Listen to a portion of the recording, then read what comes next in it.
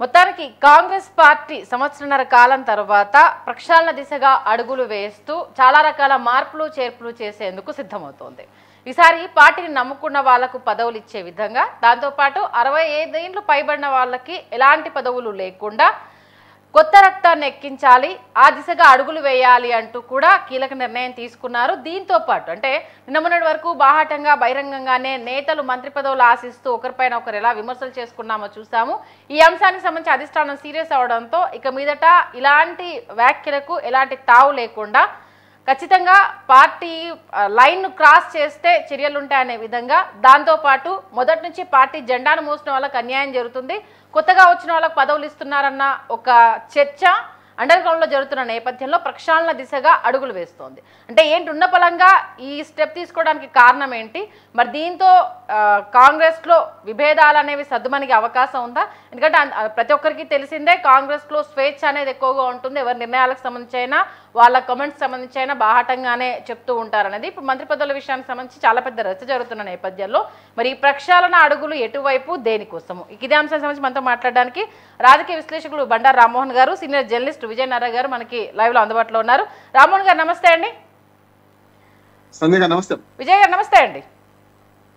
అలాగే fisheries chairman మెట్టు సాయి కుమార్ గారు కూడా అందుబాటులోకి రావడం జరిగింది. సాయి కుమార్ గారు నమస్తే అండి. నమస్తే మేడం. సాయి కుమార్ గారు, ఫస్ట్ ప్రక్షాళన దిశగా వెళ్తుంది కాబట్టి మీ నుంచి స్టార్ట్ చేద్దాం అనుకుంటున్నాము. ఏంటి ఇంత సడన్ గా ఇంత సీరియస్ డెసిషన్, చాలా రకాల మార్పులు చేర్పులు చేయబోతున్నారు అంటే మొన్న సీనియర్ నేతలు చేసిన కామెంట్స్ ఆధారంగానా, లేకపోతే మొదటి నుంచి అనుకున్నదేనా ఇది? ప్రేక్షకులందరికీ నమస్కారం, అదేవిధంగా మీడియా మిత్రులందరికీ నమస్కారం అండి. ముఖ్యంగా కాంగ్రెస్ పార్టీ విధానాలు, కాంగ్రెస్ పార్టీ ఎన్నికల ప్రతి ఒక్క అంశానికి దృష్టిలో పెట్టుకొని కాంగ్రెస్ పార్టీ కార్యకర్త ఎవరైతే అంటే కాంగ్రెస్ పార్టీ నమ్ముకొని, కాంగ్రెస్ పార్టీ వ్యవస్థీకరణ వ్యవస్థను నమ్ముకొని, కాంగ్రెస్ పార్టీ యొక్క విధి విధానాలను, కాంగ్రెస్ పార్టీ యొక్క ఎజెండా నమ్ముకొని వచ్చిన ప్రతి కార్యకర్తని కడుపులో పెట్టి చూసుకునే ఉద్దేశంతో రాహుల్ గాంధీ గారు అహ్మదాబాద్లో అంటే గుజరాత్ సంబంధించిన అహ్మదాబాద్లో ఏఐసిసి ప్లీనరీలో ఏఐసిసి సమావేశంలో ముఖ్యంగా ఈ యుద్ధ ప్రాతిపదికన నిర్ణయం తీసుకున్నారు. ఎందుకంటే రేపు మండల ఎన్నికలు కానివ్వండి, బ్లాక్ ఎన్నికలు కానివ్వండి, బ్లాక్ అన్ని పక్షాలను చేయడం వల్ల కాంగ్రెస్ పార్టీ వ్యవస్థగా నమ్మకం ప్రతి వారికి ఇందులో చోటు కల్పించాలి. తద్వారా తెలంగాణ రాష్ట్రంలో కానివ్వండి, భారతదేశంలో కానివ్వండి, కాంగ్రెస్ పార్టీ వ్యవస్థని, కాంగ్రెస్ పార్టీ కుటుంబ సభ్యులు ఉన్న ప్రతి వ్యక్తిని కాంగ్రెస్ పార్టీ వచ్చే ప్రతి పదవిలో భాగస్వామ్యం చేయాలి. తద్వారా భారతదేశానికి ఒక నిర్మాత్మకమైన నాయకత్వాన్ని, అదేవిధంగా ముఖ్యంగా యువకులని, కాంగ్రెస్ పార్టీ నమ్ముకున్న ప్రతి వ్యక్తిని ఆదుకునే విధంగా, అందరినీ హక్కున చేసుకునే విధంగా, ముఖ్యంగా గుజరాత్, ఆ తర్వాత తెలంగాణ రాష్ట్రంలో ప్రతి అంటే గ్రామంలో కానివ్వండి, మండలంలో కానివ్వండి, అదే నియోజకవర్గం స్థాయిలో కానివ్వండి, ప్రతి నాయకత్వానికి ఇందులో భాగస్వామ్యం చేసే విధంగా ఈ ఎన్నికల విధానాన్ని గౌరవ ముఖ్యమంత్రి రేవంత్ రెడ్డి గారు, అదేవిధంగా పిసిసి అధ్యక్షుడు మహేష్ కుమార్ గౌడ్ గారు, ఏఐసిసి ఇన్ఛార్జ్ మన పెద్దలు మీనాక్షి గారి యొక్క నేతృత్వంలో 33 జిల్లాలకు కాంగ్రెస్ పార్టీ ఇద్దరు చొప్పున ఎన్నికల యొక్క పరిశీలన జరిగింది. నన్ను మెదక్ జిల్లా సంబంధించిన పరిశీలకులుగా, అదేవిధంగా నా తోటి మిత్రుడు వరప్రసాద్ గారిని కూడా నియమం జరిగింది. ఎందుకంటే కాంగ్రెస్ పార్టీ విధి విధానాల ద్వారా అంటే ఇంతకు మునుపు అంటే నియామకం ఎట్లుంటే ఒక ఎమ్మెల్యే కానివ్వండి, ఒక జిల్లా సంబంధించినటువంటి జిల్లా అధ్యక్షుడు కానివ్వండి నియామకాలు చేసేది. కానీ ఇప్పుడు అట్లా కాకుండా ప్రతి కాంగ్రెస్ పార్టీ కార్యకర్త నేను కాంగ్రెస్ పార్టీలో గత 10 సంవత్సరాలు పనిచేస్తున్నాను కాబట్టి నేను ఈ పదవికి నేను అర్హును కాబట్టి ఇందులో నేను భాగస్వామ్యం అవుతానని చెప్పి ఉద్దేశంతో వారికి స్వేచ్ఛ చేయడం జరిగింది. అంటే మేము మా గత 15 సంవత్సరాలు కాంగ్రెస్ పార్టీ సేవ చేసిన వారిని అందరినీ పరిగణన తీసుకొని వాళ్ళని మండల స్థాయిలో కానివ్వండి, బ్లాక్ స్థాయిలో కానివ్వండి, జిల్లా స్థాయిలో కానివ్వండి, ప్రతి వారికి పదవులు వచ్చే విధంగా నాయకత్వాన్ని, బీసీ నాయకత్వాన్ని, ఎస్సీ ఎస్టీ నాయకత్వాన్ని, మైనారిటీ నాయకత్వాన్ని, ప్రతి ఒక్క కాంగ్రెస్ పార్టీ యొక్క నాయకత్వాన్ని పెంపొందే విధంగా మా సంస్థాగత ఎన్నికలని మేము నిర్వహించే విధంగా ముఖ్యమంత్రి రేవంత్ రెడ్డి గారు, మహేష్ కుమార్ గారి సారథ్యంలో మేము ముందుకెళ్తున్నాం. అంటే మండలాల వారీగా కూడా భారీ మార్పులు చేర్పులు చేయబోతున్నారు. ఇన్ఛార్జీలకే బాధ్యతలు అప్పచెప్పేసి రేపు సెలక్షన్ కూడా వాళ్ళ దగ్గర నుంచే ఇన్పుట్స్ తీసుకోబోతున్నారు అనేసి తెలుస్తుంది. అంటే ఇంత ఉన్న పలంగా అంటే సంవత్సరాల తర్వాత ఇప్పటికిప్పుడు ఈ డెసిషన్ ఇంప్లిమెంటేషన్ వెనుక ప్రధాన కారణం ఏంటి? ఎందుకంటే యూత్ కి పెద్దపీట వేస్తా అంటున్నారు. కాంగ్రెస్ లో చూసుకుంటే సీనియర్ నాయకులు ఎక్కువ మంది ఉన్నారు. ఎందుకంటే ఇప్పుడు సాయి కుమార్ గారికి వచ్చిన అవకాశం అందరికీ రావాలని అయితే లేదు కదా. అంటే సాయి కుమార్ గారికి అవకాశం వచ్చే విధానాన్ని చూస్తుంటే కాంగ్రెస్ పార్టీని నమ్ముకున్న ఏ కార్యకర్తను కూడా కాంగ్రెస్ పార్టీ వదులుకోదు. కార్యకర్తని కడుపులో పెట్టి చూసుకోవడానికి కారణము మేము ఒక చిన్న ఉదాహరణ కావడం మేము చాలా గౌరవపడుతున్నాం. ఎందుకంటే ఎలాంటి రాజకీయ నేపథ్యం లేని మా కుటుంబం మాది. మా నాన్నగారు కానీ మా తాతగారు కానీ ఎప్పుడు ఎక్కడ ఏ స్థాయిలో కూడా సర్పంచ్లు కానీ వార్డు మెంబర్ పనిచేయలేదు. కానీ కాంగ్రెస్ పార్టీ జెండా మోస్తే రాష్ట్ర స్థాయి ఒక చైర్మన్గా ఒక ముఖ్యమైన నాయకునిగా తెలంగాణ రాష్ట్రంలో మాకు 33 జిల్లాల్లో 66 మంది అంటే 66 మంది నాయకత్వంలో కూడా మెట్టు సాయి కుమార్ గారిని తీసుకుంటే అది కాంగ్రెస్ పార్టీ నాయకత్వం వల్లనే. ఒక సామాన్య బీసీ కుటుంబం ఎలాంటి ఎలాంటి ఎలాంటి ఆర్థిక స్థితి లేని బీసీ కుటుంబం మాది. ఆ కుటుంబానికి కూడా ఇప్పుడు రాష్ట్ర స్థాయి నాయకునిగా తీసుకుంటే అది కాంగ్రెస్ పార్టీ వల్ల సాధ్యమైంది. రాహుల్ గాంధీ నాయకత్వం వల్ల సాధ్యమైంది. ముఖ్యమంత్రి రేవంత్ రెడ్డి గారి నేతృత్వంలో మహేష్ కుమార్ గారి సారథ్యంలో తెలంగాణ రాష్ట్రం కూడా ప్రతి జిల్లాలో ప్రతి గ్రామాల్లో ప్రతి మండలాల్లో కూడా నాయకత్వాన్ని పెంపొందించాలి. అదేవిధంగా బీసీ నాయకత్వాన్ని మహిళా నాయకత్వాన్ని అదే ఎస్సీ ఎస్టీ నాయకత్వాన్ని పెంపొందించే విధంగా కాంగ్రెస్ పార్టీని గత 15 సంవత్సరాలుగా అంటే పోయిన 10 ఏళ్ళు దానికన్నా ముందు ఒక ఉద్యమకాలంలో 5 ఏళ్ళు అంటే గత 15 సంవత్సరాల్లో కాంగ్రెస్ పార్టీ జెండా మోసి కాంగ్రెస్ పార్టీ కష్టపడి కాంగ్రెస్ పార్టీ విజయానికి ప్రతి వారిని కూడా హక్కును చేసుకునే విధంగా అందరికీ అన్ని విధాలుగా అంటే ఈ ఎన్నికల ద్వారా అంటే ఈ సంతాన ఎన్నికల ద్వారా రేపు మండల అధ్యక్షులు కానివ్వండి, రేపు అయ్యే జిల్లా సర్పంచ్ ఎన్నికలు కానివ్వండి, అదేవిధంగా ఎంపీటీసీ కానివ్వండి, అన్నిటికీ ఇది ఒక మార్గం యొక్క దారి చూపించే విధంగా ముందుకెళ్తాం. ఎందుకంటే ఇది అంటే బయట వినిపిస్తున్నానికి కొంత పొంతన లేదనిపిస్తుంది. ఎందుకంటే బీఆర్ఎస్ మళ్ళీ బలపడబోతోంది, కాంగ్రెస్ మీద వ్యతిరేకత వస్తుంది కాబట్టి పార్టీ పక్షాల నుంచి మనం స్ట్రాంగ్ గా లేకపోతే రేపటి రోజు ఆ వాదనలే నిజమవుతాయన్న నేపథ్యంలోనే ఉటావుటికి ప్రక్షాళన చేస్తున్నారన్న వాదన తెర మీద తీసుకొస్తున్నారు. దీని గురించి ఏమంటారు? నేను ఒక మాట చెప్తానండి. కాంగ్రెస్ పార్టీకి ఎన్నికలు అనేది కొత్త కాదు, అధికారం అనేది కొత్త కాదు. ఈ విషయాన్ని అందరు గమనిస్తే చాలా మంచిది. ఎందుకంటే మేము ఎన్నికలకు భయపడము, అదేవిధంగా ఏ విధంగా యుద్ధాన్ని చేయడంలో మేము భయపడము. మీరు చూడొచ్చు గతసారి వాళ్ళు బీఆర్ఎస్ పార్టీ వాళ్ళు ఏ విధంగా ఎన్నికల ద్వారా 10 సంవత్సరాలు రాజకీయ వ్యభిచారం చేసిన వారికి మాకు చాలా తేడా ఉంది. మేము ఎప్పుడు కూడా రాజ్యాంగబద్ధ విలువను కాపాడుకుంటూ రాజ్యాంగ విధంగానే ముందుకెళ్తాం తప్ప ఎప్పుడు రాజ్యాంగ విరుద్ధంగా మేము ఏ నిర్ణయాలు తీసుకోబోము కూడా. అది కాంగ్రెస్ పార్టీకి యొక్క ముఖ్యమైనటువంటి మూలాధారం. తీసుకున్నారు కదా రాజ్యాంగ విరుద్ధంగా పక్క పార్టీలో గెలిచిన వాళ్ళని మీ పార్టీలోకి తీసుకున్నారు కదా సాయి గారు, మరి దాన్ని గురించి అడిగితే ఏం చెప్తారు? మేము తీసుకొని మంత్రులను చేయలేదండి, తీసుకొని మేము మంత్రులు చేసామా? ఓకే, మీరు అన్నారు కదా రాజ్యాంగబద్ధంగా మేము వ్యవహరిస్తామని అన్నప్పుడు ఒక పార్టీలో నుంచి వచ్చిన వాళ్ళని తీసుకోవడం అది రాజ్యాంగ విరుద్ధమే అవుతుంది కదా. మీరు అధికారికంగా ఇక్కడ ఉందండి, ఎందుకట్లా అధికారికంగా ఎవరు కూడా కాంగ్రెస్ పార్టీ సభ్యత్వం తీసుకోలేదు. ఓకే, కాంగ్రెస్ పార్టీ సభ్యత్వం మీరు తీసుకుంటే మీరు కాంగ్రెస్ పార్టీ సభ్యులు. ఇప్పుడు మీకు అవకాశం ఇస్తాం. అదేవిధంగా బండారు రాంబాబు గారికి అవకాశం ఇస్తాము, నర్రా విజయ్ కుమార్ గారికి అవకాశం ఇస్తాము. ఎవరు వచ్చినా కూడా కాంగ్రెస్ పార్టీ సభ్యత్వం తీసుకుంటామంటే కంపల్సరిగా కాంగ్రెస్ సభ్యత్వం ఇస్తాము. అది ఇప్పటి నుంచి ప్రారంభమవుతుంది. వచ్చే నెల 30 తారీఖు లోపల మే 30 తారీఖు వరకు ఈ ఎన్నికల యొక్క పరిశీలన కార్యక్రమం ఉంటుంది. కాబట్టి ప్రతి ఒక్కరు కూడా ఇందులో భాగస్వామ్యం అయ్యే విధంగా ప్రతి గ్రామంలో ప్రతి మండలంలో ప్రతి నియోజకవర్గంలో ఇందులో భాగస్వామ్యం చేసే విధంగా రేపు ఎన్నికలు ఏంటంటే ఎన్నికలు కాంగ్రెస్ పార్టీకి కొట్టిన పిండి. యుద్ధం ఎప్పుడు వచ్చినా కూడా కాంగ్రెస్ పార్టీ సిద్ధంగా ఉంటుంది. సర్పంచ్ ఎన్నికలు కానివ్వండి, పంచాయతీ ఎన్నికలు కానివ్వండి, దానికి కాంగ్రెస్ పార్టీ సిద్ధం. ఎందుకంటే ఏదో అమాంతంగా రాగానే రాజకీయం చేసేందుకు వ్యవహారం కాంగ్రెస్ పార్టీ కాదు. ఎన్నో 75 సంవత్సరాలుగా కాంగ్రెస్ పార్టీలు ఉమ్మడి ఆంధ్రప్రదేశ్లో కానీ తెలంగాణలో కానీ 55 సంవత్సరాల పైచిలకు తెలంగాణలో ఆంధ్రప్రదేశ్లో కాంగ్రెస్ పార్టీ అధికారంలో ఉంది.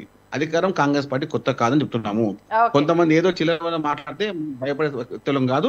రాజకీయం చేయాలనుకుంటే కాంగ్రెస్ పార్టీకి ఎవడే వచ్చినా కూడా మేము భయపడము.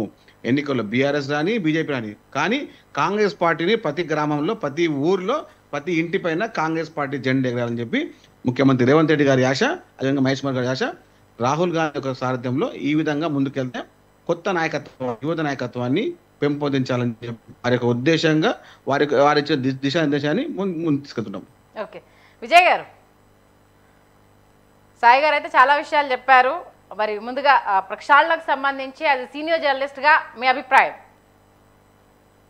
కాంగ్రెస్ పార్టీకి సంబంధించినటువంటి ప్రక్షాళన చూస్తే కొంచెం హాస్యాస్పదంగానే కనిపిస్తుంది. వీళ్ళు అధికారం ఉన్న 10 సంవత్సరాలు దూరం అయిపోయారు. కాంగ్రెస్ పార్టీ అమూలానికి మొత్తము దూరం అయిపోయారు. అధికారంలో ఉన్నటువంటి 10 సంవత్సరాలు సెంట్రల్లో ఉన్నటువంటి వీళ్ళు మహాత్మా గాంధీ సూత్రాలను, నెహ్రూ సూత్రాలను ఏవి పట్టించుకోలేదు.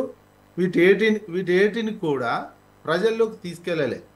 ఎంతసేపు అక్కడ ఉన్నటువంటి ఆ లోకల్ ఉన్నటువంటి రాజకీయాలు దాంతో టైంపాస్ చేసిర్రే తప్ప ఇంకొక అంశం చేయలేదు. తీరా ఇప్పుడు వచ్చేసరికి ఏమైంది, ఒక మత శక్తి మత పార్టీ ఒకటి ఆ, రాజ్యం చేస్తున్నది కనిపిస్తుంది. దాన్ని ఎట్ట ఢీ కొట్టాలో తెలుస్తలేదు. మళ్ళీ ఈ రాహుల్ గాంధీ పోయి ఏం చేశాడు, గుజరాత్లో కొత్త సంస్కరణ, డిసిసి అధ్యక్షులే పవర్ఫుల్ పార్టీలో ఇక నుంచి ఉమ్, జిల్లా కాంగ్రెస్ కమిటీ అధ్యక్షులే అత్యధిక పవర్ఫుల్, వాళ్ళ ఎమ్మెల్యేలు ఎంపీలను డిసైడ్ చేసే బాధ్యత, అదేవిధంగా పాలసీలకు సంబంధించిన అన్ని కూడా వాళ్ళ డిసిషన్. అది గుజరాత్తో కూడా రేపు ఎలక్షన్లో గుజరాత్లో దాన్ని సక్సెస్ చేయడానికి ఓ ప్రణాళిక చేస్తున్నారు. చేసి ప్రతి జిల్లాలకు ఒక పరిశీలకులను పంపి చేద్దామని ఫస్ట్ మన గుజరాత్లో చేసినటువంటి ఆ గుజరాత్లో చేసేటప్పుడే రాహుల్ గాంధీ అన్నారు, ఇలా కోవర్టులు ఉన్నారు, బీజేపీ కోవర్టులు పనిచేస్తారు మా పార్టీ నుంచి.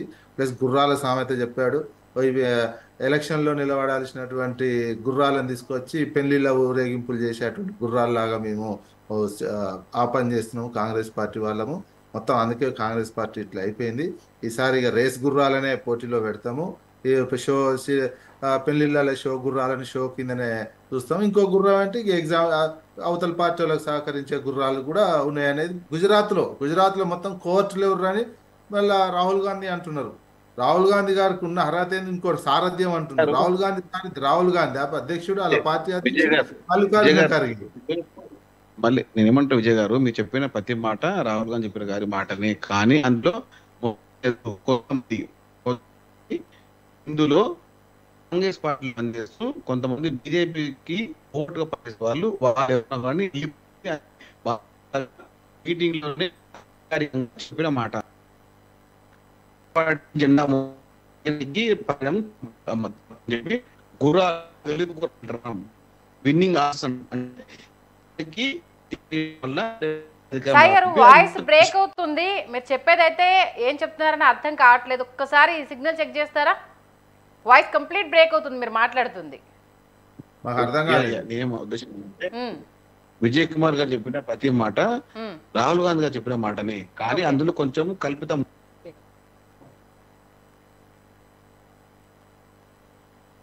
ఏంట కల్పితం ఏంటి? ఓకే, కొంచెం అక్కడ సిగ్నల్ ప్రాబ్లంగా ఉన్నట్టు. విజయ్ గారు మీరు కంటిన్యూ చేయండి. అదేనండి, 120 సంవత్సరాల చరిత్ర ఉన్నది. ఇప్పుడు మొత్తం దెబ్బతిని మొత్తం పార్టీ జవసత్వాలన్నీ పోయిన తర్వాత ఇప్పుడు మేము సంస్కరిస్తాం. ఎన్నో సంవత్సరాల నుంచి పార్టీలో ఉన్న వాళ్ళు చెప్తారు గుర్తింపు లేదు. ఇప్పుడు ఎగ్జాంపుల్ తెలంగాణ కూడా చూసుకోండి, ఇతర పార్టీ నుంచి వచ్చినాయని సీఎం చేసి పెట్టిరు. అది ఇంకెక్కడ ఉంటుంది, ఇతర పార్టీల నుంచి వచ్చినప్పుడు ఆయన టీడీపీ ఎమ్మెల్యే వచ్చారు. అక్కడ అర్హత ఏంది, ఇంకా మీరు ప్రక్షాళన అంటే అర్హత ఏంది? 50 లక్షల రూపాయలు తీసుకుపోయి దొరుకుతున్నవే అర్హత. కాంగ్రెస్ పార్టీ ప్రక్షాళన నీతి నిజ మోడీని ఢీ కొట్టాలంటే దొంగలను తీసుకొచ్చి పెడితే మోడీని ఢీ కొడతారండి. కర్ణాటకలో అట్లే ఉన్నది, కేరళలో అట్లే ఉన్నది. వీళ్ళని ముందు లీడ్ పెట్టి మోడీని కొడతా అంటే సమాజం విశ్వసిస్తలేదు, ప్రజలు విశ్వసిస్తలే, పార్టీ క్యాడర్ కూడా విశ్వసిస్తలేదు.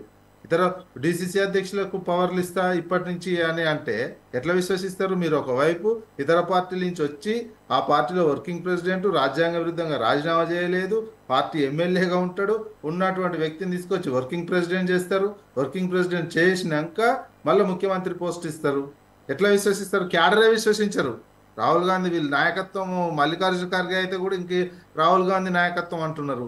దాన్ని కూడా ఆలోచించాల్సినటువంటి కాంగ్రెస్ పార్టీ అంటే ఈ ప్రక్షాళనే సరిగా లేదు. ప్రక్షాళన చేస్తేనే ముందు అక్కడి నుంచి జరగాలి. ఓకే, రాహుల్ గాంధీ పార్టీ అధ్యక్షుడిగా బాధ్యత తీసుకొని ఆయన గైడ్ చేయమనండి. పార్టీ అధ్యక్షుడు కాదు, పార్టీకి సంబంధించిన ప్రతిపక్ష నాయకుడిగా ఉంటాడు. ఇప్పుడు మొత్తం పార్టీ ఆయన ఎట్లా శాసిస్తుంటే పార్టీ ఆయన చెప్పినట్టు ఉంటుందంటే ఈ ఫస్ట్ అక్కడనే ఒక నైతికంగా, ఒక మౌలికంగా, ఒక అర్హత అనేదే ఆడ తగ్గిపోతుంది.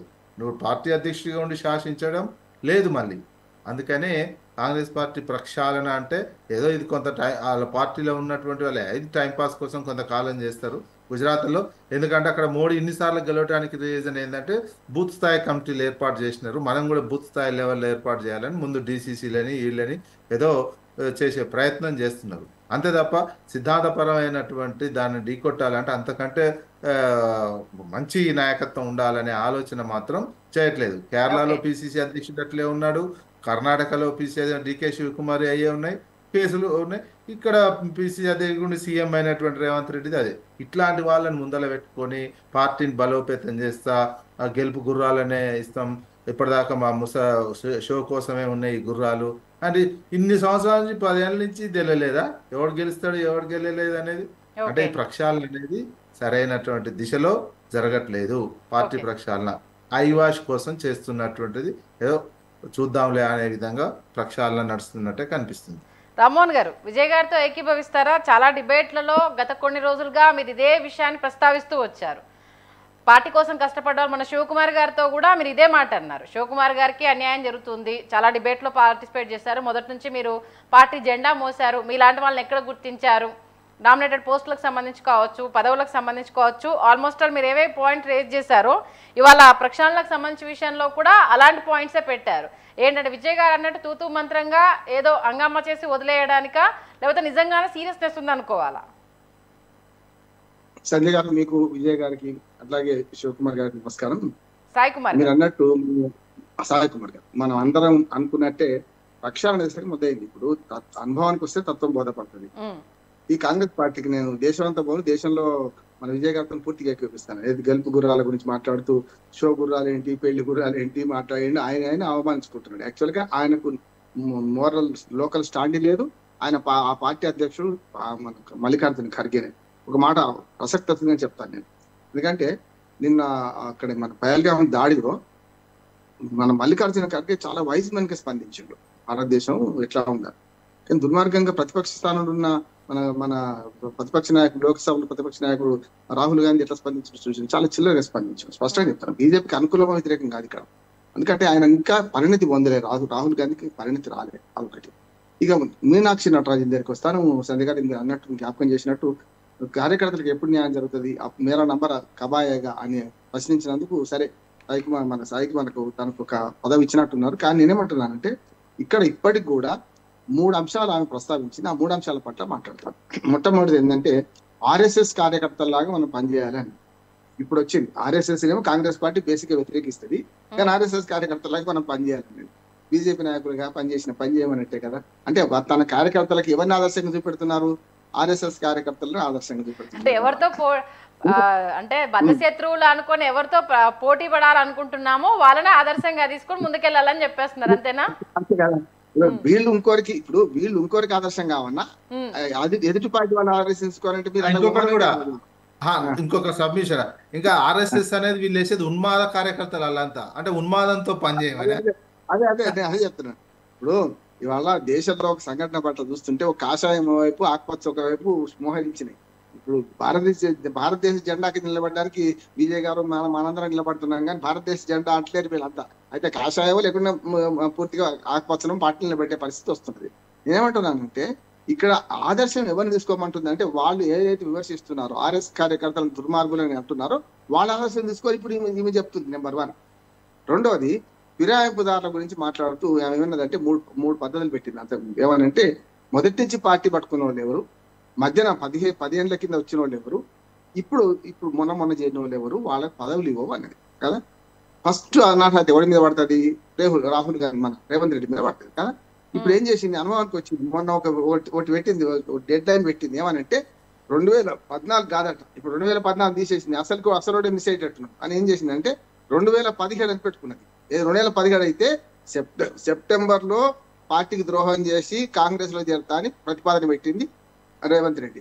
2017 అక్టోబర్ 31 చేరిపోయింది ఎలా కాంగ్రెస్ పార్టీలో. అంటే 2017 ఎందుకు పెట్టుకుని మొన్న 2014 అంటావు, ఇప్పుడు 2017 అంటావా? ఎందుకైతుంది అంటే ఈయన తప్పియాలి. నేను ఫస్ట్ అడిగింది అదే, నువ్వు పార్టీ ఫిరాయింపుదాన్ని ప్రోత్సహించవన్నావు కదా, ఫస్ట్ రేవంత్ రెడ్డి ముఖ్యమంత్రి ఎట్లా అయినా అని అడిగిన. అది పోయింది కదా. ఇప్పుడు ఏం చేసి రేవంత్ రెడ్డి రక్షించుకోవడానికి ఈ డెడ్ లైన్ ఇటు మార్చింది 2017. అంటే 2017కి వస్తాడు బాహాలు అయిపోతాడు. మరి అంతకుముందు సంగతి ఏంటి? మొదటి నుంచి పార్టీ జెండా మోస్తున్న వాళ్ళ సంగతి ఏంటి? 30 ఏళ్ళ నుంచి 40 ఏళ్ళ నుంచి పార్టీ మోస్తున్న సంగతి ఏంటి?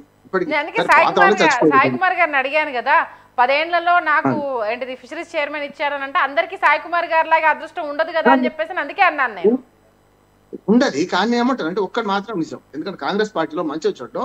ఇప్పుడు ప్రాంతీయ పార్టీలకు జాతీయ పార్టీకి ఒకటే తేడా ఉంటుంది అన్నమాట. ప్రాంతీయ పార్టీలు అన్ని ప్రైవేట్ ఆస్తులుగా మారిపోయింది. ఏమాత్రం విజయ్ గారు కూడా మనం కొన్ని విధానాల మీద కొన్ని సమర్థించవచ్చు, కానీ ప్రాంతీయ పార్టీలు ఏవైనా సరే చూడండి మీరు ప్రైవేట్ ఆస్తులే అంటే వాళ్ళు చెప్పినట్టు అధినాయకం. కానీ కాంగ్రెస్ పార్టీ లాంటి దానిలో ముఖ్యంగా జాతీయ పార్టీలో ఒకటి ఏముంటది అంటే ఒక్కోసారి ఇట్లాంటి లక్ జరుగుతుంది అంటున్నాను. కాంగ్రెస్ పార్టీలోనే ఒక సంజీవయ్య ముఖ్యమంత్రి అవుతాడు, కాంగ్రెస్ పార్టీలోనే ఒక టీఆర్జే ముఖ్యమంత్రి అవుతాడు. అధికారాలు ఇచ్చిందా లేదా తర్వాత సంగతి, కానీ కాంగ్రెస్ పార్టీలో ఈ సమతుల్యత కనపడుతుంది ఎక్కడో అది ఇక్కడ.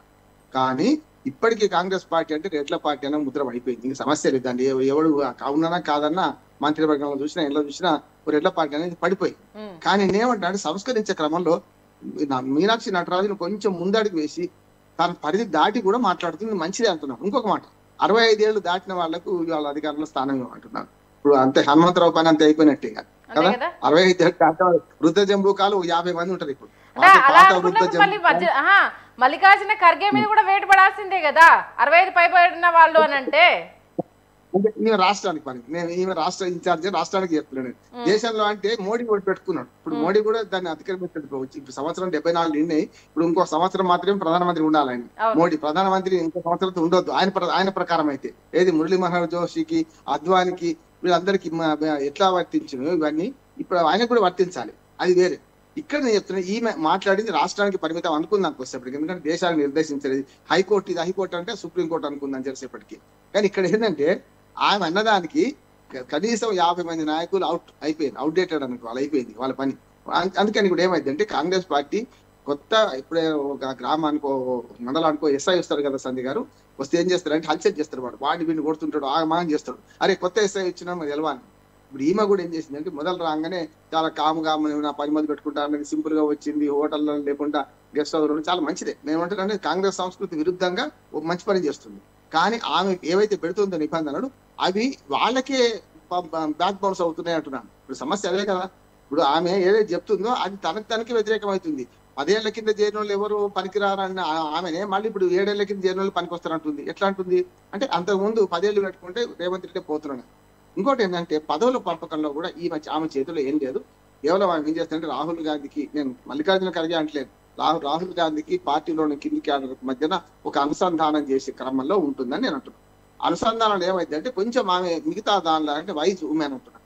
ఏది ఆమె ఒక ఆమె ఉండే మొన్నటిదాకా మున్షి ఉండే ఆమె దీపాదాస్ మున్షి, ఆమె ఒక వర్గానికి కొమ్ము కాసిందని, కాంగ్రెస్ పార్టీలో ఉన్న 3 వర్గాలలో ఒక వర్గానికి కొమ్ము కాసిందని ఆమెను శంకరగిరి మాన్యాలు పట్టించి పంపించేసాను. ఇప్పుడు ఈమెను కూడా భ్రష్టు పట్టించేది ఉండదని నేను అనుకుంటలేను. కానీ ఆమె కంటే ఈమె బెటర్ ఎట్లా అంటున్నానంటే వాళ్ళ పార్టీలోనే చెప్తున్నాను. ఈమె ఏంటంటే కొంచెం భావజాలం మొదటి నుంచి కాంగ్రెస్ పార్టీ భావజాలం గట్టిగా పట్టించుకున్నామే, ఎక్కడ భేషజాలకు పోనామే. కానీ ఈమెను కూడా భ్రష్టిస్తారు. ఎట్లా అంటే కాంగ్రెస్ నాయకులు తక్కువలు కాదు. ఇప్పుడు ఏం చేస్తారంటే ఏదో వర్గానికి అంటగడతారు. ఇంకో టైం లేదు, కొంచెం కొత్తగా ఎస్ఐ లాంటి ఆమె ఏం చేస్తారంటే కొంచెం బ్యాలెన్స్ చేసుకునే క్రమంలో ఎక్కడో దగ్గర మొగ్గు చూపేది వస్తుంది కదా, అప్పుడు ఆమెను కూడా ఆమె బదనాం వేస్తారు. దిగ్విజయ్ సింగ్, వైలార్ రవి, గులాం నబీ ఆజాదులే పోయింది ఇటువంటి మన తెలంగాణ రాజకీయాలలో పోయిన వాళ్ళు. ఈమెదో లెక్క కాదు. కానీ ఈమె ఇప్పుడు చేస్తున్న పనిలో 3 మంచి అంటున్నాను. ఏమన్నా మంచో చెడ్డో బేసిస్ చేసేప్పుడు చెప్పేస్తుంది, బయట చెప్పేస్తుంది. దానివల్ల కాంగ్రెస్ కార్యకర్తలు కొంత అలర్ట్ అవుతారని నేను అంటున్నాను. అలర్ట్ అవుతారు. అలర్ట్ అవడం కన్నా ఎక్కువగా డిస్కషన్ ఎక్కువ జరుగుతుంది అనేసి వినిపిస్తుంది. రామ్మోహన్ గారు ఏంటి ఈవిడ వచ్చేసి అంటే పక్క పార్టీ నుంచి వస్తే వాల్యూ లేదా, మాకు క్యాడర్ లేదా, మాకు విలువ లేదా, అంటే జెండా మోసిన వాళ్ళకి ఇంపార్టెన్స్ ఇస్తే మేము కాంగ్రెస్ పార్టీకి ఎందుకు పనిచేయాలి, ఇలాంటి డిస్కషన్స్ కూడా వస్తుందంట కదా. పక్క పార్టీల నుంచి వచ్చిన వాళ్ళకి అంతే ఎక్కువ. ఇప్పుడు ఉన్న మొదటి నుంచి ఉన్న హనుమంతరావు లాంటి వాళ్ళకి కూడా లోపల కోపం వస్తున్నది. ఈమెంత లెక్కెంత ఇందిరాగాంధీతో చేసిన అనే మాట ఉంటది కదా. ఇప్పుడు జగ్గారెడ్డి గాని, హనుమంతరావు గాని, మన జానారెడ్డి గాని వీళ్ళందరికీ వేరే ఉంటది ఆలోచన అంటున్నా. ఇప్పుడు వాళ్ళు బయట పెట్టారు. వాళ్ళు కొంచెం ఏంటంటే డైరెక్ట్ గా మాట్లాడు. జానారెడ్డి లాంటి అసలు మాట్లాడు, డిప్లొమాట్ అసలు మాట్లాడు, జరిగే జరుగుతుంది. ఎవరి కర్మ వాడు అనుభవిస్తారంటే ఈమె కూడా శాశ్వతం కాదు, గెస్ట్ అంటున్నాను. గెస్టా హోస్టా అని ఒకసారి ఒక మాట చెప్తాను. గెస్టా హోస్టా అని ఒక సందర్భంలో తెలంగాణ మూవ్మెంట్ వచ్చిన తర్వాత మన మధ్యాహ్న 5 ఏళ్ల క్రితం వచ్చిన సందర్భంలో మనకు కేటీఆర్ ఓ మాట అన్నాడు, ఏది లోకేష్ గెస్టే అంటే. కరెక్ట్ గెస్టే అన్నాడు. ఎందుకు గెస్ట్ అంటే లోకేష్ అంటోడు రాజకీయ ప్రయోజనాలు ఎక్కడో అక్కడికి వాడు ఓనర్, ఇక్కడ గెస్టే ఇక్కడికి. ఏ తప్పైనా ఒప్పైనా రేపు మనకు కేటీఆర్ ఇక్కడ గెస్ట్ కాదు, ఓనర్ అవుతాడు ఎప్పుడైనా. తెలంగాణ మన ఏమంటారు దాసితో పోరాటం చేసాడు ఎవడైనా సరే. ఇక్కడ ఏమైందంటే కాంగ్రెస్ పార్టీ ఈ మన నేల విడిచి సాము చేస్తుంది. అంటే ఇక్కడ తెలంగాణ అస్తిత్వాన్ని భంగపరుస్తూ వాళ్ళదైన అధికారం చేకిచ్చింది. ఒకటే మాట చెప్తాను నేను, ప్రాంతీయ పార్టీలలో కొంచెం ఏకస్వామ్యం ఉంటుంది. దాంతో పాటు అవినీతి కానీ అధికారం కానీ కేంద్రీకృతమై ఉంటుంది. అది ఏ మాట చెప్పుకున్నా కేసీఆర్ పార్టీలో ఖచ్చితంగా కేసీఆర్ సుప్రీం, అవినీతి కూడా కేంద్రీకృతమై ఉండే. సరే దాన్ని పక్క పెట్టి వీళ్ళని గెలిపించారు. ఇప్పుడు అవినీతి వికేంద్రీకరణ జరిగింది అంటున్నాడు. కాంగ్రెస్ పార్టీ ఎమ్మెల్యేలే స్వయంగా మాట్లాడుతున్నారు కదా సంజయ్ గారు. కాంగ్రెస్ పార్టీ ఎమ్మెల్యేలే వాళ్ళు వసతి తింటున్నారు, మా సంగతి అడుగుతున్నారు కదా. మన నారాయణఖేడ్ ఎమ్మెల్యే సంజీవ్ రెడ్డి గారు ఓ మాట అన్నాడు. మనం ఏమనంటే ఈ పార్టీలో మనకు విలువలేదురా, ఏం లేదు, వేస్ట్, ఇదంతా వేస్ట్ పార్టీ అని అన్నాడు. అనిరుద్ధ్ రెడ్డి మన మహబూబ్నగర్, ఉమ్మడి మహబూబ్నగర్ జిల్లా ఎమ్మెల్యే ఏమన్నాడు, ఈ పార్టీలో అవినీతి మొత్తం అవినీతి ఉన్నది, కమిషన్ లెక్క నడుస్తుంది పొమ్మని అన్నాడు. వాళ్ళే అంటున్నారు కదా, మనం అన్నప్పుడు పక్క పెట్టి బయట అంటే వేరు. వాళ్ళ పార్టీ వాళ్ళే ఇవాళ ప్రభుత్వంలో వికేంద్రీకృత అవినీతి నడుస్తున్నది. 10 ఏళ్ళు బాగా ఏది ఆకలితో మరకనకలాడిన వాళ్ళు ఇప్పుడు బిర్యానీ దొరుకుతుంది ఆపగా తింటున్నారు అని ఓ మాట అంటున్నారు. అంటే ప్రొవిషన్ తర్వాత ఒకేసారి మద్యం రిలీజ్ చేస్తే ఎట్లా ఉంటుందో, ఇప్పుడు అధికారానికి 10 ఏళ్ళు దూరం ఉన్న తర్వాత ఈ పార్టీ ఇవాళ స్పష్టంగా అధికారంలో పంచుకు తింటున్నారనే పేరు వస్తుంది. అయితే ఒక మాట కూడా చెప్తాను నేను, ఈమె పార్టీని ప్రక్షాళన చేయడానికి ఆమె ఏం మాట్లాడి చెప్తాను, కానీ ప్రభుత్వాన్ని ప్రక్షాళన చేయాల్సిన అవసరం ఆమె మీద లేదా అంటున్నాను. పార్టీ పెద్దగా లేకుండా ఇన్ఛార్జిగా ఇవాళ 6 గ్యారంటీలు, 13 హామీలు, 420 హామీలు, ఒక్కటి నెరవేర్చలేదు కదా. ప్రజల దగ్గరికి వీళ్ళు ఎట్లా పోమంటుంది, వాళ్ళు అడుగుతలేరు కానీ లోపల ఏమో మొత్తం తలకాయ నొప్పింది అని అడుగుతలేరు కానీ ప్రజల దగ్గర పోయి ఏం చెప్పుకోవాలి. రైతులకు ఇచ్చిన 4 హామీల్లో ఒక్కటి కూడా నెరవేరిందా అని చెప్పమంటారా, లేకుంటే మహిళలకు ఇచ్చిన 4 హామీల్లో ఒక్కటి నెరవేరిందని చెప్పమంటారా, 6 గ్యారంటీలలో ఏదైనా అరకొర గ్యారంటీ తప్ప మిగతా గ్యారంటీ నెరవేరు ఏం చెప్పమంటారు, వీళ్ళని ఎక్కడికి పోమంటారు. కాంగ్రెస్ కార్యకర్తలు పంటతల్లో పడ్డారు. ప్రజల దగ్గరికి పోయి ఆమె చెప్పట్టుంది కానీ ప్రజల దగ్గరికి పోతే దెబ్బలు తింటారు. అందుకనే ఇప్పుడు ఆమె చెప్పింది డూడు మసవన్న బాగా డూ కొడుతున్నారు, అవతలకు పోయి పార్టీ పని చేయదని వాళ్ళే అంటున్నారు. మన మాటగా.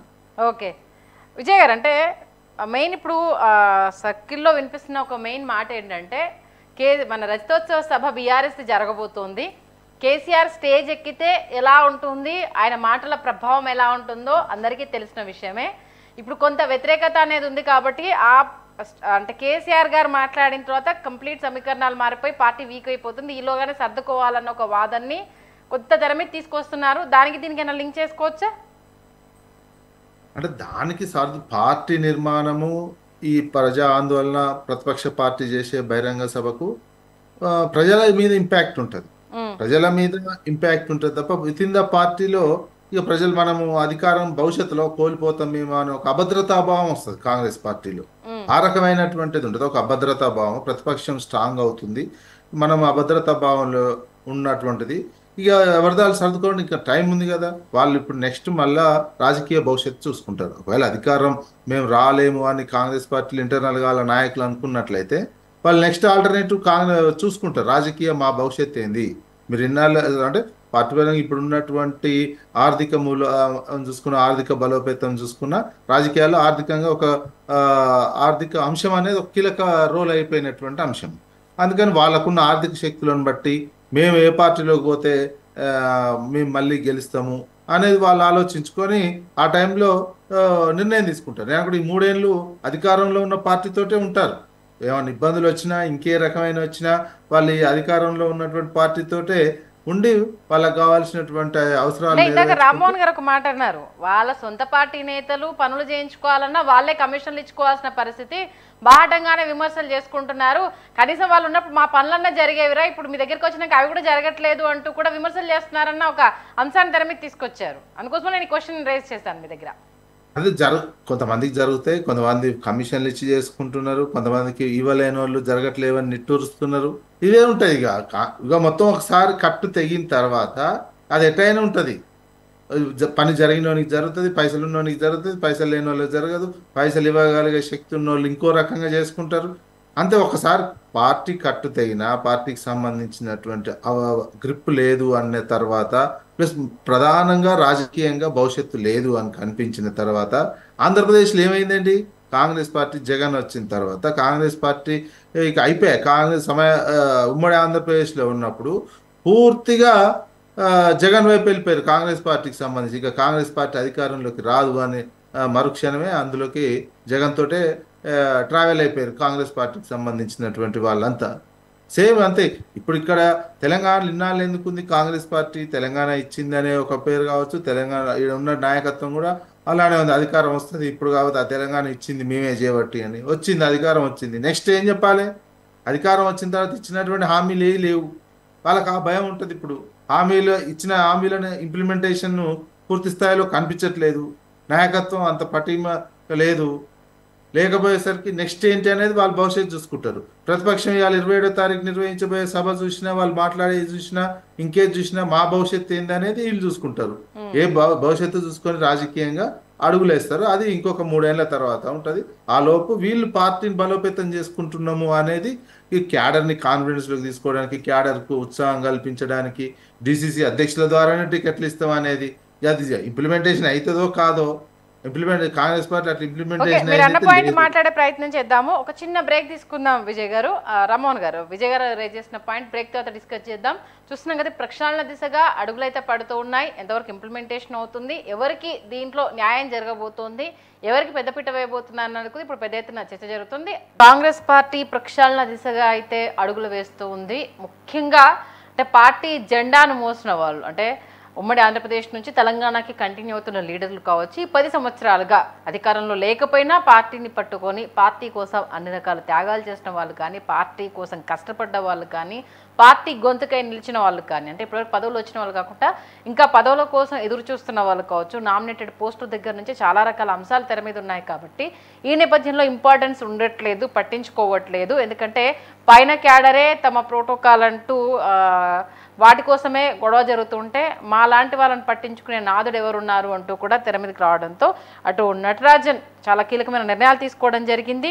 ఈసారి ఈ ప్రక్షాళన దిశగా అడుగులు వేసే టైంలో డీసీసీలు కావచ్చు, మండల పార్టీ అధ్యక్షుల నియామకానికి సంబంధించి పెద్దపీట వేయాలి. ఇక మీదట ఆ జిల్లాకు సంబంధించి ఎవరైనా నియమించాలన్నా, తీయాలన్నా, రేపు సర్పంచ్గా కానీ, ఎంపీటీసీగా కానీ, జెడ్పీటీసీగా కానీ, హైదరాబాద్కి వచ్చేసి కార్పొరేటర్లు కావచ్చు, ఎవరైనా సరే ఆ అధ్యక్షుడి కనుసన్నల్లో నుంచి కాకుండా బయట వాళ్ళ నిర్ణయంతో రాకూడదు. అధ్యక్షుడితో మాటామంతి అయిన తర్వాతనే అతడు ఎవరినైతే చెప్తారో వాళ్ళనే మనం పరిగణలోనికి తీసుకోవాలంటూ పెద్ద నిర్ణయం తీసుకోబోతున్నారు. దీంతో పాటు అటు 65 ఏళ్ళు పైబడిన వాళ్లకు పార్టీలో ఇక ప్రాధాన్యత లేకుండా, అంటే ఎలాంటి పదవులు ఇవ్వకుండా వాళ్ళ సలహాలు సూచనలు తీసుకునే విధంగా నిర్ణయం తీసుకోబోతున్నారంటే ఈ అంశానికి సంబంధించి అయితే కొంత కొరకరానికి పోయే అవకాశం అయ్యే సిచ్యువేషన్స్ ఉన్నాయి. ఎందుకంటే ఎక్కువగా సీనియర్ నేతలే ఉన్నారు దాంట్లో. కాబట్టి వి హనుమంత్ కావచ్చు, జానారెడ్డి కావచ్చు, సుదర్శన్ రెడ్డి కావచ్చు, వీళ్ళందరూ ఎక్కువగా సీనియర్లు, మొదటి నుంచి ఉమ్మడి ఆంధ్రప్రదేశ్ దగ్గర నుంచి కాంగ్రెస్ పార్టీని నమ్ముకొని ఉన్న వాళ్ళు. కాబట్టి ఈ అంశానికి సంబంధించి అయితే కొంత వ్యతిరేకత వ్యక్తమయ్యే అవకాశం ఉంది అనేది తెలుస్తుంది. ఇక 10 సంవత్సరాలు కష్టపడ్డ వాళ్ళను ఈసారి మనం గుర్తించాలి. పార్టీ కోసం నిలబడ్డ వాళ్ళని కావచ్చు, పార్టీ గొంతుకై నిలిచిన వాళ్ళకి కావచ్చు, ఈసారి ఆ మర్యాద అనేది దక్కాలి, రాబోయే వాళ్ళకి ఆ మెసేజ్ వెళ్ళాలి అనేసి. దీంతో పాటు కొత్త రక్తాన్ని మనం తీసుకోవాలి. యువతకు పెద్దపీట వేస్తూ ఈసారి మొదటి నుంచి, అంటే ఈ 10 సంవత్సరాల్లో ఎవరెవరు ఏ విభాగాల్లో చురుగ్గా ఉన్నారు, పదవులు రాకపోయినా పార్టీ కోసం పనిచేసిన యువకులు ఎవరున్నారు, వాళ్ళ బ్యాక్గ్రౌండ్కి సంబంధించి, ఏ బ్యాక్గ్రౌండ్ లేకపోయినా మన కోసం నిలబడ్డ వ్యక్తులకు మొదటి ప్రాధాన్యత ఇవ్వాలి అన్నట్టు ఇందాక ఫిషరీస్ చైర్మన్ సాయి కుమార్ మిట్ట సాయిపల్లి చెప్పినట్టు, నాకు ఎలాంటి బ్యాక్గ్రౌండ్ లేదు, కేవలం పార్టీని నమ్ముకొని ఉన్నాను, పార్టీ కోసం నిలబడ్డాను, కాబట్టి నాలాంటి వాళ్ళకు పెద్దపీట వేయాలి అంటూ కూడా ఆయన చెప్పడం జరిగింది. నిజంగా అలాంటి పరిణామమే జరిగితే కాంగ్రెస్ పార్టీకి గాడిన పడ్డట్టే, అంతర్గత యుద్ధాలకైతే ఒక ఇంత తెరపడినట్టే అన్నది మాత్రం స్పష్టంగా తెలుస్తుంది. బట్ ఇందాక మన బండారు రామ్మోహన్ గారు రాజకీయ విశ్లేషకులు అన్నట్టుగా అది ఎంతవరకు ఇంప్లిమెంట్ చేస్తారు అనేది, అంటే కేవలం ఇది మాటల వరకే ఉండిపోతుందా, లేకపోతే ఆచరణ కూడా చేస్తారా, ఆచరణలో పెడతారా, ఈ 2 అంశాలకు సంబంధించి అయితే ఆ మీమాంస అయితే కొనసాగుతుంది. దాంతోపాటు పార్టీ కోసం పనిచేస్తున్న వాళ్ళు కోవట్లు ఉన్నారు అన్న అంశం కూడా ఇప్పుడు పెద్ద ఎత్తున చర్చ జరుగుతోంది. కోవట్లుంటే కనుక్కోలేకపోతున్నారా, ఆ కోవట్లను గుర్తించలేకపోతున్నారా, ఆ విషయానికి సంబంధించి రాహుల్ గాంధీ ఏ అంశాలను దృష్టిలో పెట్టుకొని ఈ మాటను వాడారు అన్న అంశానికి సంబంధించి కూడా పెద్ద ఎత్తున చర్చ జరుగుతుంది. దీంతోపాటు పదవుల విషయంలో, అంటే సంవత్సరంన్నర కాలం అయిపోయింది, మంత్రి పదవులకు సంబంధించి కావచ్చు, నామినేటెడ్ పోస్టులకు సంబంధించి కావచ్చు, లేకపోతే ఖాళీ అయిన అధ్యక్ష పదవులు, ఒక్కొక్క ప్రాంతానికి ఒక్కొక్క అధ్యక్ష పదవి అనేది కాంగ్రెస్ పార్టీలో కొనసాగుతున్న అది. కాబట్టి దానికి సంబంధించి ఎప్పటికైనా కనీసం ఆ గుర్తింపు రాకపోతుందా అని ఎదురు చూస్తున్న చాలామంది సీనియర్ నేతలు అయితే ఒక ఇంత నైరాశ్యంతో ఉండడం, బాహటంగానే ఎక్కడ పడితే అక్కడ విమర్శలు చేయడం, స్టేజ్ పైనే అంత సీనియర్ నేతలు మాట్లాడుతున్నప్పుడు మాలాంటి గోడ అనేది ఇంకా కామనే కదా అన్న ఒక వాదన కూడా తెర మీద తీసుకురావడం జరిగింది. మొత్తానికైతే 65 ఏళ్ళు పైబడిన వారికైతే పార్టీ పదవులు ఇవ్వద్దు అన్న విషయానికి సంబంధించి యువతకు పెద్దపీట వేయాలన్న అంశానికి సంబంధించి పరిశీలకులు అయితే చాలా పెద్ద నిర్ణయం తీసుకోవడం జరిగింది. దీన్ని మే 10 వరకు డిస్కషన్ మొత్తం క్యాడర్లో డిస్కషన్ పెట్టిన తర్వాత ఒక తుది నిర్ణయం వచ్చాక దానికి సంబంధించి అధిష్టానం దృష్టికి తీసుకెళ్ళి మళ్ళీ ఒకసారి మల్లికార్జున ఖర్గేతో, రాహుల్ గాంధీతో, సోనియా గాంధీతో చర్చ జరిగిన తర్వాత దీంట్లో ఏవి ఇంకా తెర మీదకి రాబోతున్నాయి, ఏవి ఎలా ఉండబోతున్నాయి అన్న అంశానికి సంబంధించి పూర్తి ఇన్ఫర్మేషన్ వచ్చే అవకాశం ఉంది. మొత్తానికి ఎట్టకేళ్ళకైతే ఒక అడుగు పడడంతో ఆశావాహుల్లో కొత్త ఊపిరైతే ఊదిందనేది మాత్రం తెలుస్తుంది. ఎందుకంటే ఎప్పుడన్నా పదవి వరించకపోతుందా, మా కష్టం అధిష్టానం దృష్టికి వెళ్ళకపోతుందా, మమ్మల్ని కరుణించకపోతారా అంటూ ఎదురు చూసిన వాళ్లకు సంబంధించి అయితే ఇదొక గుడ్ న్యూస్ అనే చెప్పాలి. బట్ ఆ గుడ్ న్యూస్ ఎంతవరకు ఇందాక అన్నట్టుగా మన రామ్మోహన్ గారు, విజయ్ గారు అన్నట్టు ఇది ఎంతవరకు ఆచరణలో పెట్టగలుగుతారు, ఈ ఆచరణకు ఎదురయ్యే ఆటంకాలను మీనాక్షి నటరాజన్ ఎలా ఎదుర్కోబోతున్నారు, ఎవరి జోక్యం లేకుండా రాష్ట్ర పరిధికి సంబంధించి మరి ఎంతవరకు సీరియస్గా దీన్ని తీసుకెళ్లే అవకాశం ఉంది. ఎందుకంటే రాబోయే రోజుల్లో స్థానిక సంస్థల ఎన్నికలు ఉన్నాయి, ఇంకా అటు జిల్లాల మన డిస్ట్రిక్ట్స్లో ఈ మన సర్పంచ్ ఎన్నికలు, పంచాయతీ ఎన్నికలు కూడా ఉన్నాయి. కాబట్టి ఇటు జిహెచ్ఎంసీవి మెయిన్ కీలకం కాబోతున్నాయి, అటు రాబోయే జిల్లావి కూడా కీలకం కాబోతున్నాయి. కాబట్టి క్యాడర్ పటిష్టంగా లేకపోతే పనిచేయడం అనేది క్వశ్చన్ మార్క్ అయిపోతుంది. కాబట్టి ఈలోగా సర్దుకోకపోయినా, దానికి సంబంధించి ఊతం ఇవ్వకపోయినా క్యాడర్ చెల్లాచెదరయ్యే అవకాశం ఉంటుంది. మళ్ళీ ఓటమి చవి చూడాల్సి వస్తుంది అనేసి. ఎందుకంటే ఎమ్మెల్సీ ఎలక్షన్లో అధికారంలో కాంగ్రెస్ పార్టీ ఉన్నా కూడా ఎన్ని గెలిచింది, ఒకటి బీజేపీకి వెళ్ళిపోవడము, అక్కడ కొంత సమీకరణాలు మారిపోవడం, ఇవన్నీ చూస్తున్నప్పుడు ఒకంత క్యాడర్కి ఆలోచనలో పడింది అన్న వాదన అప్పటి నుంచే తెర మీదకి వస్తుంది. ఇక దీనికి సంబంధించి ఇంకా కాలయాపన చేస్తే చాలా రకాల ఇబ్బందులు ఎదురయ్యే అవకాశం ఉంటుంది. కాబట్టి ఖచ్చితంగా గ్రామ స్థాయి నుంచి ఇటు జిల్లా మండల స్థాయి వరకు ఈ మార్పులు చేర్పులు చేయాలి. ఎవరు కష్టపడ్డారో స్క్రూటినీ చేయాలి. పరిశీలకులు దీనిపైన ఖచ్చితంగా ఫోకస్ చేయాలి. ఈసారి కష్టపడ్డ వారికి న్యాయం జరగాలి. ఈ నేపథ్యంలో 3 విభాగాలుగా ఈ మీటింగ్స్ జరగాలి అంటూ కూడా 70 మంది పరిశీలకులు పాల్గొనడం జరిగింది. మీనాక్షి నటరాజన్ వారికి సూచనలు, సలహాలు ఇవ్వడం జరిగింది. ఎంపిక అనేది చాలా ఇంపార్టెంట్. మే 10 లోపు 3 పర్యాలు మీటింగ్ జరగాలి. మీరు ఎవరెవరిని ఎంపిక చేశారు, వారికి సంబంధించిన బ్యాక్గ్రౌండ్ వర్క్ ఏం చేశారు, వీటన్నింటికి సంబంధించి కూడా ఖచ్చితంగా రివ్యూ ఇవ్వాల్సిందే, దానికి సంబంధించి డిస్కషన్ జరగాల్సిందే అంటూ కూడా చెప్పడం జరిగింది. ఇక బండారు రామ్మోహన్ గారు అందుబాటులోకి రావడం జరిగింది. రామ్మోహన్ గారు,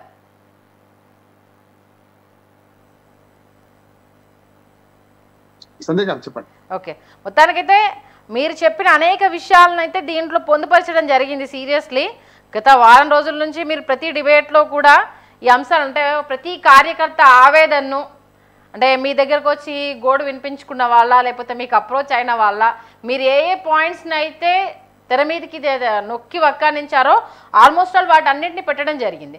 బట్ ఏంటంటే ఇందాక విజయ్ గారు అన్నట్టుగా ఆచరణ ఇది సాధ్యమేనా అన్న ఒక క్వశ్చన్ రేస్ చేయడం జరిగింది. ఒకవేళ ఆచరణలో పెడితే కాంగ్రెస్ పార్టీ పరిస్థితి ఎలా ఉంటుంది, పెట్టకపోతే ఎలాంటివి ఫేస్ చేయాల్సి వస్తుంది? మంచి ప్రశ్న. మనం అన్నట్టు మనము సామాజిక పరిశీలకులుగా, ముఖ్యంగా జర్నలిస్టులో మనకు ఉన్నది ఏంటంటే 4th ఎస్టేట్ అంటాం మనం. చట్టసభలు, అట్లాగే కార్యనిర్వాహక వ్యవస్థ, న్యాయ వ్యవస్థ, ఇట్లా మన కనిపించని 4వ సింహం మనం పొరగా చెప్పాలంటే. కనుక వాళ్ళ ఆవేదన మనం ప్రజల్లో ఉంటాం కనుక తెలుసుకొని చెప్పిన. ఈ మధ్య ఒక కాంగ్రెస్ నాయకుడు నా మీద తిరగబడ్డాడు ఇవన్నీ విషయాన్ని చెప్తుంటే, నేను ఒకటి వినకపోతే మీ కర్మ బాబు, మీ ఇష్టం అని చెప్పేసి అంతకనే ఉంటది కదా. అంటే ఆ నాయకుడే మీరు అన్నది మాది కరెక్ట్ సార్, మీరు మొన్న అంటే వినలేదు, మేము తిరగబడ్డా, నేను చాలా తీవ్రంగా తిరగబడ్డాను. నేను చెప్పిన మీ కర్మ బాబు, నేను విధురనీతి చెప్తున్నాను, యుద్ధం వద్దురా అని విదురుడు చెప్తే ధృతరాష్ట్రుడు వినలేదు. ఏమైంది, కురుక్షేత్రం వస్తే అందరూ తెలిసిపోయిండు, మీ ఇష్టం అని చెప్పిన. ఇప్పుడు మొన్న ఏమంటున్నాడు, సార్ 4 రోజుల కింద మీరు చెప్పింది కరెక్ట్ సార్, నేను వినలేదు, మేము అవసరంగా అరిచినా అని అంటాడు. అంటే అనుభవానికి వస్తే తత్వం బోధపడుతుంది సార్. మీరు నేను స్పష్టంగా మనం జోస్యం చెప్పలేం, మనం ఉన్న విషయాన్ని చెప్పినాం, దాని వల్ల నిజం అవుతుంది.